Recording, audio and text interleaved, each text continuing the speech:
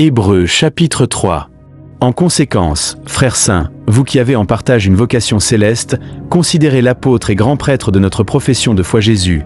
Il est fidèle à celui qui l'a institué, comme Moïse le fut aussi dans toute sa maison. Car il a été jugé digne d'une gloire supérieure à celle de Moïse, dans la mesure même où la dignité du constructeur d'une maison est plus grande que celle de la maison elle-même. Toute maison, en effet, est construite par quelqu'un, et celui qui a tout construit, c'est Dieu. Moïse, à la vérité, a été fidèle dans toute sa maison, en qualité de serviteur, pour témoigner de ce qui devait être dit. Tandis que le Christ, lui, l'a été en qualité de fils, à la tête de sa maison. Et sa maison, c'est nous, pourvu que nous gardions l'assurance et la joyeuse fierté de l'espérance.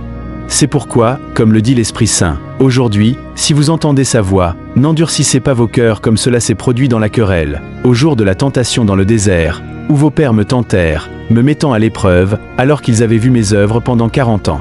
C'est pourquoi j'ai été irrité contre cette génération et j'ai dit, toujours leur cœur se fourvoie, ils n'ont pas connu mes voies, aussi ai-je juré dans ma colère, non, ils n'entreront pas dans mon repos. Prenez garde, frères, qu'il n'y ait peut-être en quelqu'un d'entre vous un cœur mauvais, assez incrédule pour se détacher du Dieu vivant. Mais encouragez-vous mutuellement chaque jour, tant que vaut cet aujourd'hui, afin qu'aucun de vous ne s'endurcisse par la séduction du péché. Car nous sommes devenus participants du Christ, si toutefois nous retenons inébranlablement jusqu'à la fin, dans toute sa solidité, notre confiance initiale.